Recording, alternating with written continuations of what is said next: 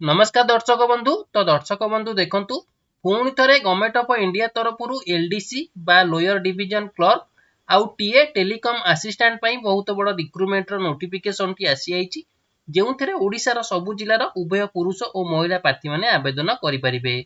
सबुठारु बड़ कथा एही वैकेंसी रे आवेदन करिया पई शिक्षागत योग्यता केवल +2 टीए पास करिथिले एही पोस्ट पई एलिजिबल होई परिबे।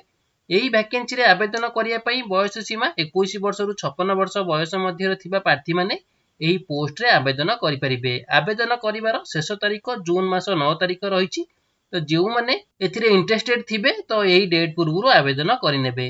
तो दर्शक बंधु एबे चलंतु देखिनबा एहार ऑफिशियल नोटिफिकेशन सहित केते गोटी पोस्ट खाली रहिछि, इलिजिबिलिटी क्राइटेरिया गुड़िक कौन रही सहित मंथली सैलरी केते रहिबो एवं एहाकू किपरि आपण माने आवेदन करि परिबे। तो एही सब विषय रे आमे डिटेल्स रे एही वीडियो माध्यम रे आलोचना करिनबा। ता पूर्वरु जदि आपण मानक जिल्ला रे आसुथिबा एही बळी समस्त सरकारी और बेसरकारी जॉब रो प्रथमे अपडेट पाइबा पई चाहुचंती तेबे एही चैनल को सब्सक्राइब करिवा सहित बेल आइकन को ऑल ले ऑन करिनियंतु।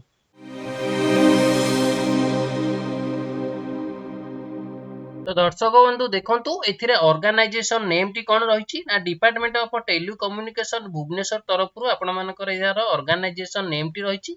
तो हु कैन अप्लाई एथिरे केउ माने आवेदन करि परिबे, ऑल ओडिसा रा कैंडिडेट माने एथिरे आवेदन करि परिबे। तो जेंडर केउ मानक पई रहिछि बोथ मेल एंड फीमेल उभय पुरुष और महिला प्रार्थी मानक पई रहिछि। आउ टाइप ऑफ जॉब टी आपण मानकर गवर्नमेंट जॉब टी रहिबो। तबे नेक्स्ट चलंतु देखिनबा पोस्ट डिटेल्स टी कोन रहिछि ना पोस्ट डिटेल्स रे आपण मानकर प्रथम पोस्ट रही एलडीसी बा लोअर डिवीजन क्लर्क। तो ये आपण मानकर टोटाल दुईटी वैकेंसी देखिया पई मिली जिवो। आउ सेकेंड पोस्ट रही आपण मानकर टेलीकॉम असिस्टेंट बा टीए जो थरे आपण मानकू गोटे वैकेंसी रही एथिरे आवेदन करिया पई। तबे नेक्स्ट चलंतु देखिनबा एजुकेशनल क्वालिफिकेशन बा इथिरे आवेदन करिया पई हेले आपण मानकर केउ सब क्वालिफिकेशन दरकार पड़िबो। The candidate must have a pass 10+2 and engineering in diploma for related stream from recognised institute or university. तो जो पार्टी एथिरे आवेदन करिवे से 10+2 बा +2 टीए पास करथिबे एवं इंजीनियरिंग करथिबे केउथरे ना डिप्लोमा रे जदी करथिबे तार रिलेटेड स्ट्रीम रे ताहले से ई पोस्ट पई आवेदन कर परिबे। तबे नेक्स्ट चलंतु देखिनबा एज लिमिट बा बयस सीमा एथिरे कोन रहिछि आ मिनिमम एज रहिछि 21 वर्ष आ मैक्सिमम एज रहिछि 56 वर्ष। तो एही बयस मध्यर प्रार्थी माने एही पोस्ट गुडीको पई आवेदन करि परिबे। तबे नेक्स्ट चलंतु देखिनबा सैलरी डिटेल्स। तो सैलरी आपण मानकर केते रहिछि एलडीसी बा लोअर डिवीजन क्लर्क पई ना 19,900 टका रु आरंभ करी 63,200 टका पर्यंत आपण मानकर एथिरे सैलरी रहिछि जा आपण मानकर बहुत बढ़िया सैलरी रहिबो। आउ टेलीकॉम असिस्टेंट पई आपण देखिनियंतु केते सैलरी रहिछि पर मंथ 29,200 टका रु आरंभ करी 92,300 टका पर्यंत आपण मानकर पर मंथ सैलरी एथिरे रहिछि। तबे नेक्स्ट चलंतु देखिनबा इंपोर्टेंट डॉक्यूमेंट रिक्वायर्ड बा एही पोस्ट रे आवेदन करिया पई हेले केउ सब डॉक्यूमेंट आपण मानको आवश्यक पड़िबो। तो देखिनियंतु all document to be attach self attested. तो आपण माने जेउ सब डॉक्यूमेंट को एथिरे आवेदन करिवे से सब को आपण मानको सेल्फ अटेस्टेड करिया पई पड़िबो। तो प्रथम एथिरे कोन रहिछि ना all educational qualification certificate and A marksheet. तो आपण मानकर जेउ सब क्वालिफिकेशन सर्टिफिकेट थिबो आ तार मार्कशीट देबा पई पड़िबो। तापर रहिछि आईडी प्रूफ। तो आईडी प्रूफ रे आपण मानकर दुईटी ऑप्शन रहिछि। तो दुईटू आपण माने गोटे देई परिबे। तापर रहिछि रिसेंट कलर पासपोर्ट साइज रो फोटो जो थिरे आपण मानकर चारोटी रिसेंट कलर पासपोर्ट साइज रो फोटो देबा पई पड़िबो। तापर रहिछि वैलिड मेल आईडी आ मोबाइल नंबर। तापर रहिछि रेसिडेंट सर्टिफिकेट। तापर रहिछि एप्लीकेशन फॉर्म। तो ए जो एप्लीकेशन फॉर्म टी आपण मानकर रहिछि तो ए एप्लीकेशन फॉर्म टी मु आपण मानकू वीडियो रो शेष रे देखाइ नेबी। तबे नेक्स्ट चलंतु देखिनबा एप्लीकेशन फी टी कोन रहिछि ना सब कैटेगरी मानक पई एथिरे एप्लीकेशन फी टी फ्री रहिछि। तो समस्त एथिरे फ्री रे बा मागणा रे एथिरे आवेदन करि परिबे। नेक्स्ट रहिछि मोड ऑफ एप्लीकेशन जहा आपण मानकर ऑफलाइन रहिछि थ्रू रजिस्टर पोस्ट किबा पोस्टल माध्यम रे आपण मानकू एथिरे आवेदन करिया पई पड़िबो। आउ अप्लाई डेट टी आपण मानकर ऑलरेडी स्टार्ट होई गलानी। शेष तारीख टी आपण मानकर रहिछि जून मास 9 तारीख आपण मानकर शेष तारीख टी रहिछि। तो जेउ माने एथिरे इंटरेस्टेड थिबे आवेदन करिया पई तो एही डेट पूर्वरु से माने आवेदन करिनेबे। तो एबे चलंतु देखिनबा यार ऑफिशियल नोटिफिकेशन टी कोन रहिछि। तो दर्शक बंधु देखि पारुथिबे एही वैकेंसी रो ऑफिशियल नोटिफिकेशन पीडीएफ टी। तो एही पीडीएफ टी आपण मानकू मु यार लिंक टी एही वीडियो रो डिस्क्रिप्शन रे प्रोवाइड करि देबी। तो आपण माने सेठी जाई कि मध्य डाउनलोड करि देखि परिबे।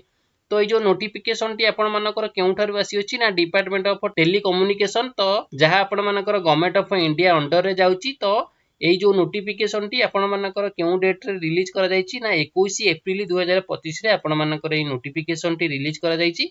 कोन एई नोटिफिकेशन गुडी कर रहिछि ना vacancy circular from the post of a lower division clerk LDC and a telecom assistant TA for group C post in the department of telecommunication जहाँ आपण मानकर Odisha LSA at Bhubaneswar on deputation basis रे आपण मानकर ए notification T रहिछि जेउथरे आपण मानकर दुईटी post देखै पई मिलि जाउछि। प्रथमटी रहिछि लोअर डिवीजन क्लर्क आ गोटे रहिछि telecommunication assistant sorry telecom assistant जो थी आपण मानकर ए जो पोस्ट रही तो ग्रुप सी कैटेगोरी पोस्ट रही। तो एबे चलंतु देखि नबा यार वैकेंसी डिटेल्स। तो प्रथमे देखि नियंतु नेम ऑफ द पोस्ट जहा कि आपण मानकर कोन रही लोअर डिवीजन क्लर्क जहा कि आपण मानकर general central service group C जो थी आपण मानकर पे स्केल केते रही ना लेवल 2।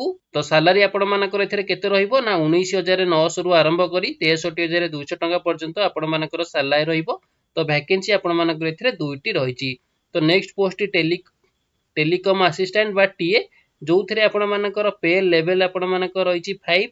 तो सैलरी आपण मानकर 29,200 रु आरंभ करी 92,300 टंका पर्यंत रही। तो ये आपण मानकर टोटाल पोस्ट रही गोटे। तो ये चलतु देखि नबा यार एजुकेशनल क्वालिफिकेशन कौन रही। तो देखि नियंतु इलिजिबिलिटी क्राइटेरिया रे आपण मानकर educational qualification lower division clerk बा एलडीसी पई आपण मानकर कोन रही ना positioning the qualification 12 pass from recognised board. तो आपण माने जदी केवल +2 टीए पास करथिबे आपण माने एलडीसी पई आवेदन करि परिबे। ता सहित आपण मानकर टाइपिंग स्पीड केते थिबा दरकार ना ये typing speed of 35 word per minute in English. तो इंग्लिश रे आपण मानकू 35 वर्ड पर मिनिट रे आपण मानकू टाइपिंग करिया पई पड़िबो। आउ हिंदी रे आपण मानकू केते करिया पई पड़िबो ना 30 वर्ड आपण मानकू हिंदी रे टाइपिंग स्पीड रे जदी आपण माने क्वालिफाई करछंती ताहाले आपण माने धीरे पोस्टिंग टी पाई परिबे। तो सेही बडी टेलीकॉम असिस्टेंट रे चलंतु देखि नबा कोन रहिछि ना पोजिशनिंग क्वालिफिकेशन रहिछि ना minimum 3 year engineering in diploma करिथिबे 3 वर्षिया केउथिरे ना टेलीकम्युनिकेशन किंबा इलेक्ट्रोनिक्स किंबा इलेक्ट्रिकल किंबा इलेक्ट्रोनिक्स एंड कम्युनिकेशन किंबा कंप्यूटर साइंस किंबा इंफॉर्मेशन टेक्नोलॉजी किंबा साइबर सिक्योरिटी आउ बिग डाटा एनालिसिस किंबा इंटरनेट रे जदी आपण माने करिथिबे ताहाले आपण माने एई पोस्ट गुडी को पई आवेदन एई पोस्ट रे आवेदन करि परिबे। किंबा आपण माने जदी बैचलर इन साइंस करिथिबे केउथिरे ना इलेक्ट्रोनिक्स एंड कम्युनिकेशन किंबा कंप्यूटर साइंस किंबा इनफॉरमेशन टेक्नोलॉजी रे जदी करिथिबे ताहाले मध्ये एथिरे आवेदन करि परिबे। तो बे ने चलंतु देखि नबा एज लिमिट आपण मानकर कोन रहिछि ना ती maximum age limit for appointment on deputation including short term contract shall be not exceeding 56 year on the closing date of receipt of application।